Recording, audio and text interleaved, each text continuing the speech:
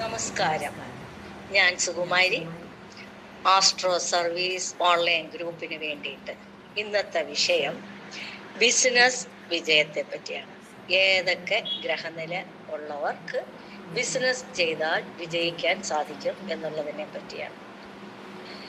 7ാം ഭാവാധിപന് ബലമുണ്ടെങ്കിലും business പങ്കാളിയുടെ 7ാം ഭാവാധിപനും ലഗ്നാധിപനും ബന്ധുവാണെങ്കിലും business വിജയം ഉറപ്പിക്കാം.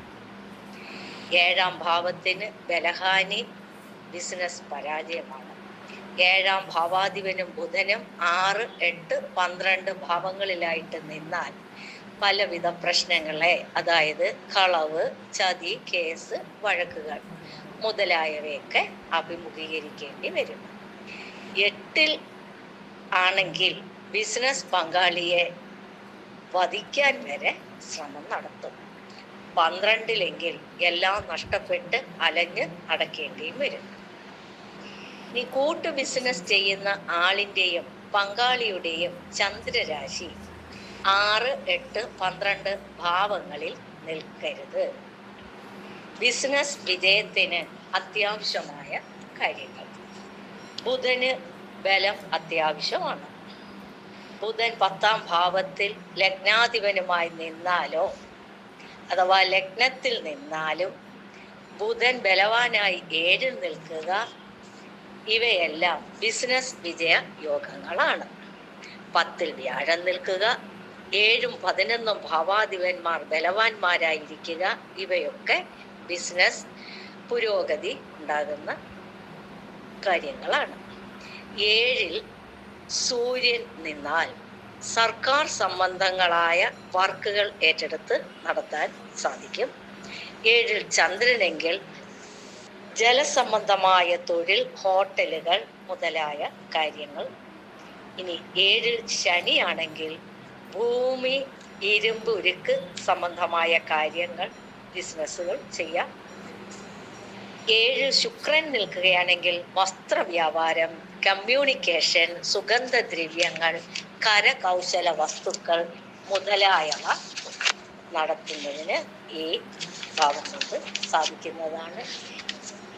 ഇനി 7ൽ ബുധനാണെങ്കിൽ മീഡിയ അല്ലെങ്കിൽ മാർക്കറ്റിംഗ് സംബന്ധമായ ബിസിനസ്സുകളിൽ ഏർപ്പെടാം.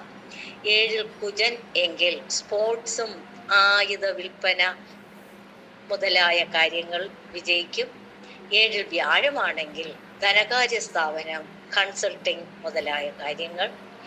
7ൽ രാഹു, കേതു ഒക്കെ നിൽക്കുന്നവർക്ക് രാഷ്ട്രീയം, കുഴൽപ്പണം, IT മേഖലകൾ തുടങ്ങിയ കള്ളത്തരങ്ങളിലൂടെ ധനം ഉണ്ടാക്കാൻ ശ്രമിക്കുന്ന അവരുമായിരിക്കാം. ബിസിനസ് തിരഞ്ഞെടുക്കുന്നതിന് 2, 7, 9 ഭാവങ്ങൾ പ്രധാനമാണ്. ദോഷഗ്രഹങ്ങൾ 2, 7 ഭാവങ്ങളിൽ നിന്നാൽ പങ്കാളിത്ത ബിസിനസ്സിൽ പരാജയം നേരിടും.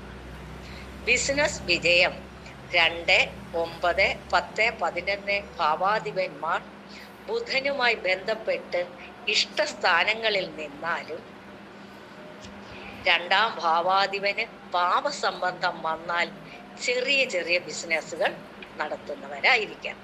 2ാം ഭാവാധിപൻ ലഗ്നത്തിൽ നിന്നാൽ ചെറുപ്രായത്തിലെ ബിസിനസ് ചിന്തയുണ്ടാകും. 7ാം ഭാവത്തിൽ ബുധൻ, വ്യാഴം, ചന്ദ്രൻ നിന്നാൽ പങ്കാളി നിമിത്തം ബിസിനസ് നടത്താം. ബുധൻ 2, 7 ഭാവങ്ങളിൽ ബിസിനസ് താല്പര്യം ഉണ്ടാകുന്ന യോഗങ്ങളാണ്.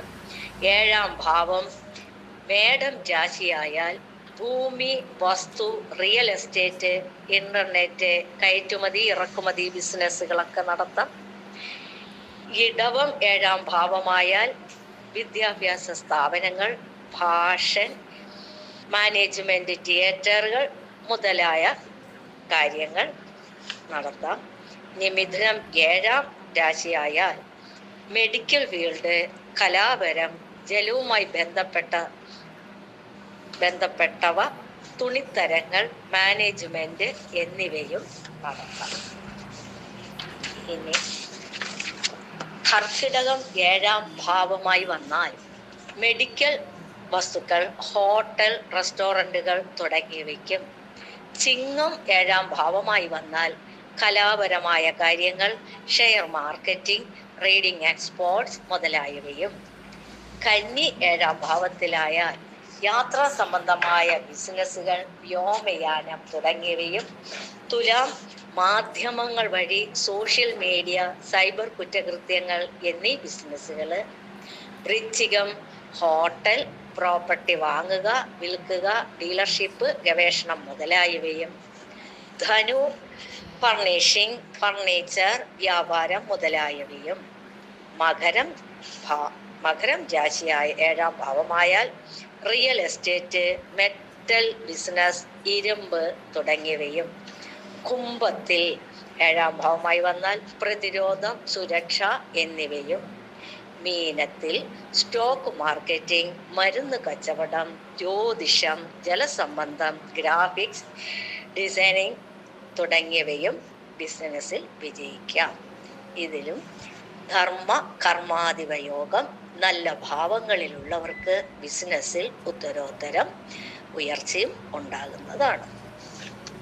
നന്ദി, നമസ്കാരം.